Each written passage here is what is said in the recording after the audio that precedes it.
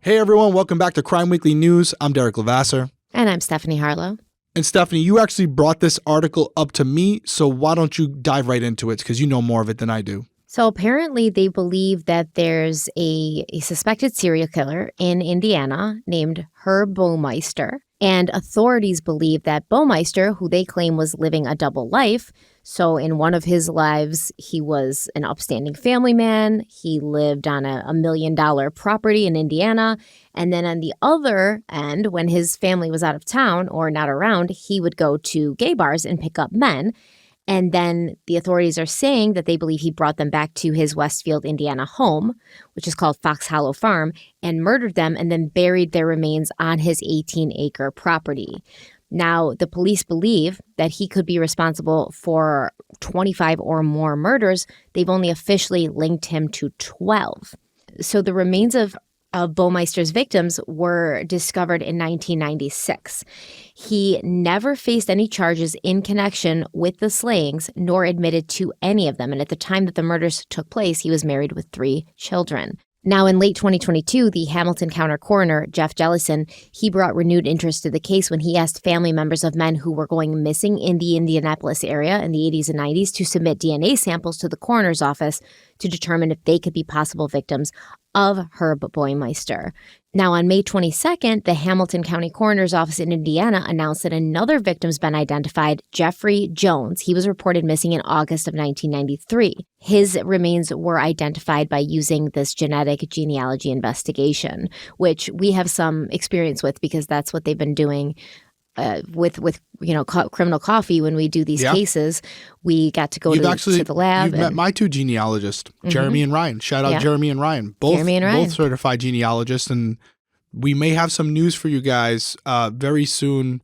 We're going to be partnering up with a lab and a very well-known, prominent organization that you absolutely are aware of, where Stephanie and I, with Criminal Coffee, and using Jeremy and Ryan through my investigative firm, are going to be teaming up for a big, big undertaking that may involve the solving of many cases. So we're working out a lot of the details, but we once we can announce it publicly, we will if it all comes to fruition.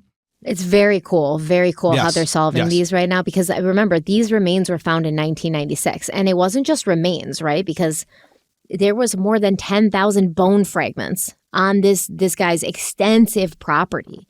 So they have to obviously work. They've got to put these skeletons together. They have to test the bones, which once again, we do have some experience with because that's what happened in Probable Pete's case. We actually got to see them grind the bone down and then they do something to it and then they can extract DNA from it. It's super cool. But they would have to get the DNA from the bones and things. A lot of money too for all that. Yeah. So to see something, come to fruition now you're starting to get these victims identified. You've got Jeffrey Jones. He went missing in August of 1993, 3 years before all those bone fragments were found.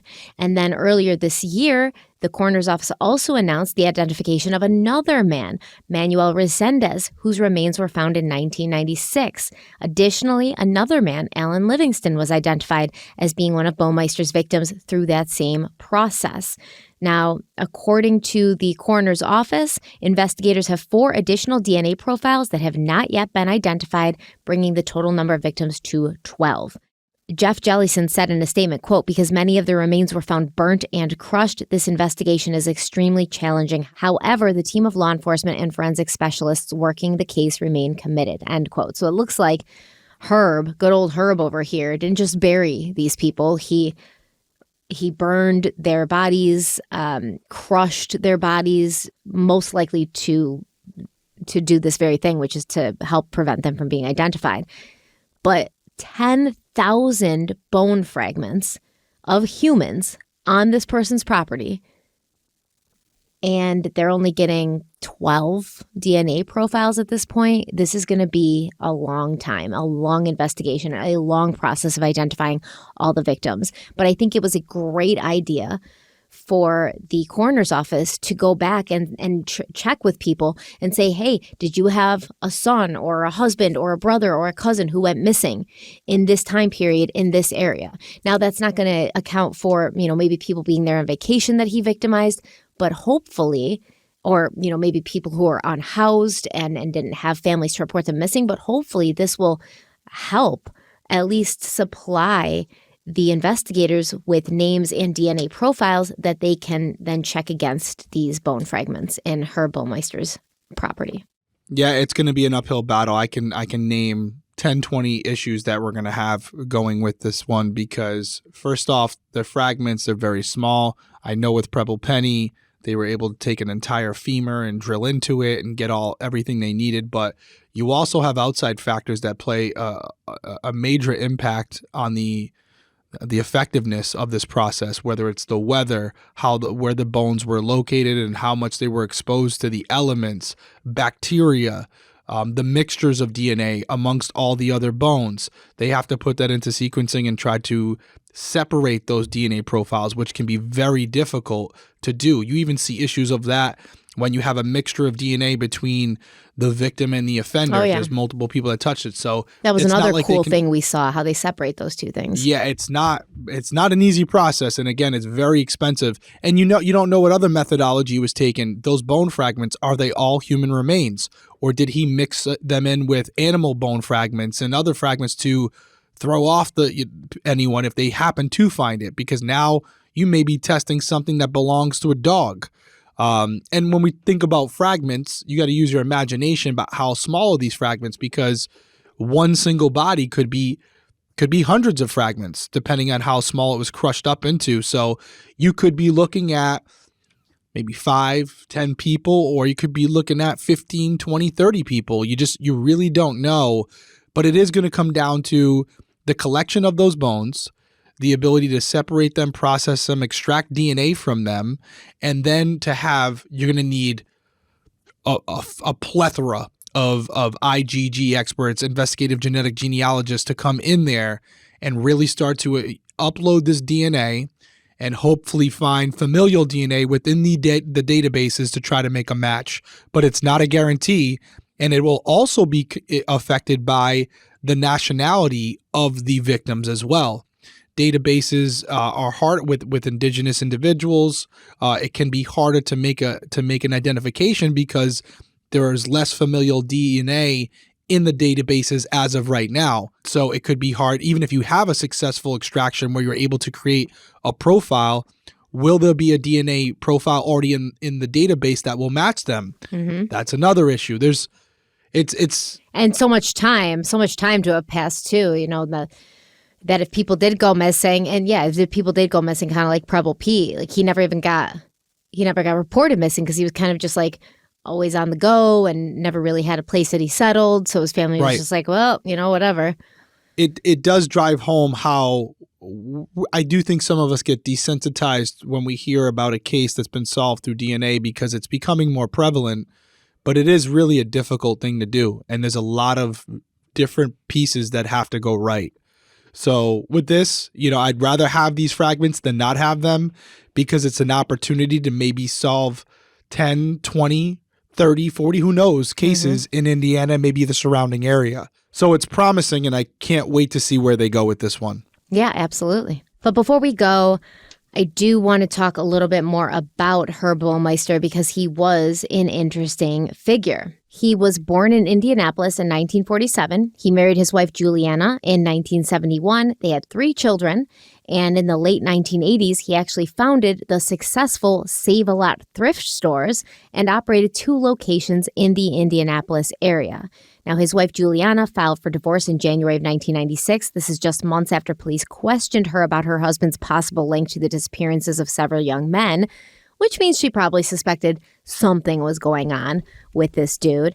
Now, when his wife, Juliana, and children would go and leave for summer vacations, he would stay home because, he's this big, important businessman. He's got all of these locations and he's got to stay home and work and do things. So the police say he would go to these gay bars, pick up men, take them home, strangle them to death. And then investigators believed he burned the bodies, pulverized the bones, and disposed of most of the remains on parts of his 18-acre farm. So when authorities went to his property in 1996, He fled the country, and according to the Indianapolis Star, he shot himself in the head in Pinery Provincial Park in Canada on July 3rd, 1996. He died before he could be arrested and put on trial for the killings at his home, which at this point, I mean, it's like there's no better admission of guilt than that. But Coward move, man. That's what they do. Coward move. So easy for them to kill a ton of innocent people, but when they have to answer for what they did, they take the easy way out. Yep. He did leave a 3-page suicide note in which he apologized for spoiling the scenery of that Canadian park where he killed himself and apologized for his failing marriage and crumbling businesses. His suicide note said nothing about the bones found on his property 2 weeks prior to that. It said nothing about the missing men. It said nothing about his victims.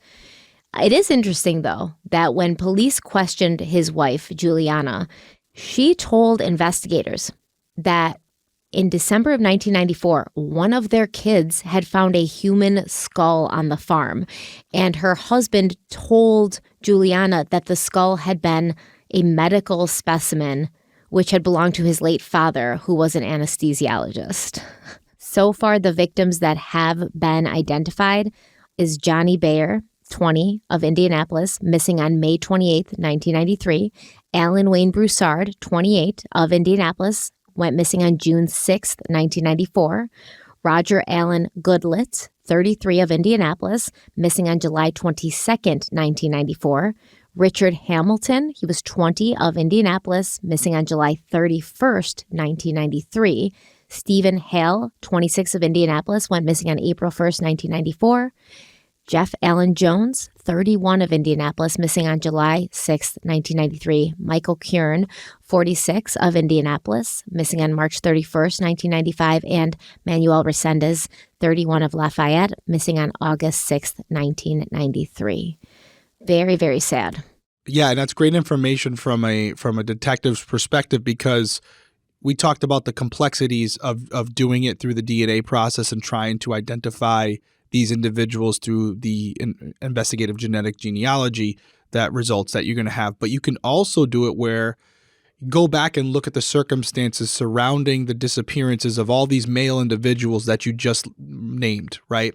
How did, talk about their profiles. You develop a victimology analysis on ages, jobs, where they frequented, the circumstances surrounding their disappearance, where they were last seen alive, when they went missing. So how often he struck and what was going on in his life at the time, because they say serial killers will be more active when they are going through like a hard career time, which it sounds like he was. I would even say more so look at the victimology and figure out if there's anybody else on your unsolved case list as detectives that you have that would be within that radius of where those male individuals went missing. And also look at females as well who may fit the profile, and think about how many missing persons cases you currently have that fit the similar parameter of these individuals that you've already identified. Mm-hmm. Because yes, you may not have their bones yet, but you can start to reverse engineer it and say, okay, we have this person,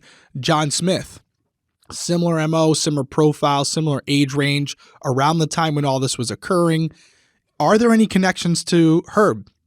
Was he in the area at that time? Was this a bar where some of our other victims who were already identified were found? Did they belong to a similar club or organization?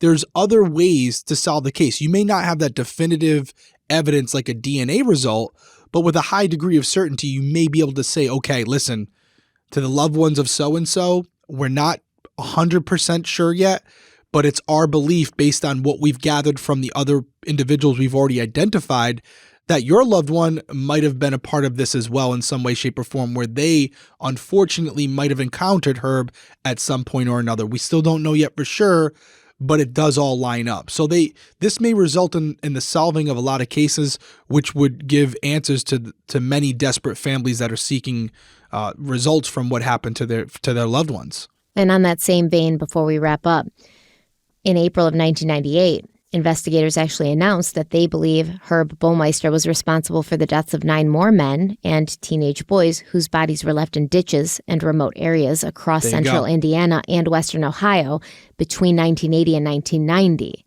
So he didn't have his, he hadn't started burying them on his own property by that point. Right. So they think that he evolved. He evolved. He evolved. His MO changed. We talk about allegedly Rex Heuermann. His MO changed as well, depending on circumstances, depending on what he was doing at the time.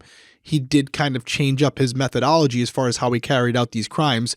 And that can happen with serial killers as well. So there's going to be a lot more to come from this. This is interesting because obviously, this is interesting because we might have a Preble P connection here. So when they think these other men and teenage boys who were left kind of like just all over the place, not hidden anywhere, they were obviously younger. So when you look at his victims that they found at his property, a lot of them were in their 30s. Well, these victims, we've got a 15-year-old, we've got a 22-year-old, we've got a 21-year-old, a 19-year-old, a 17-year-old, a 29-year-old, a 26-year-old, and then a 32-year-old, Clay R. Boatman, found near a bridge in Preble County, Ohio on August 14th, 1990. But remember, Preble P was murdered. We just don't know who did it. Well, we don't know for certain he was murdered. People involved do believe it's possible he was missing his arm. Obviously, his body was badly decomposed, but he was missing his right arm. So there are questions about his death. We do not know the manner of death, and he absolutely could have been murdered. We haven't been able to rule that out either. So yes, homicide was still in play in Albert Frost's case. Yeah, I mean, obviously, Albert Frost was killed many years ago, 60 years ago. So I would more say than likely not the same guy, but interesting because we were talking about him, and then to see that some of his victims, and one of his victims was right in Preble County, and many of the other victims were sort of placed around that Ohio area and going into Indianapolis. It's uncanny. But you see what you just did there, right? We're talking 20, 30 minutes here. That's what happens in the war room when you're investigating these cases. You start to open up all your case files, and you may have a case over here where you've made some headway on. This one you haven't, but then you start to get a couple of additional puzzle pieces, and those pieces fill in the gaps in the puzzle, and now you have the full picture, just like that. It's really fascinating how quickly something can come together once you get the right pieces in place. So we'll see what happens. We'll keep an eye on this one. We're covering it here on Crime Weekly News. It may be something that eventually is being covered nationally because of how many victims there may be in this case. This may be just the start of something. So we will keep you guys updated on it. We're going to get into the episode. We have we're in the middle of the Julie Jensen series right now. Part 2 is going to be coming out this Friday on audio, YouTube on Sunday. We're looking forward to that. So until then, everyone stay safe out there, and we'll see you next week. Bye.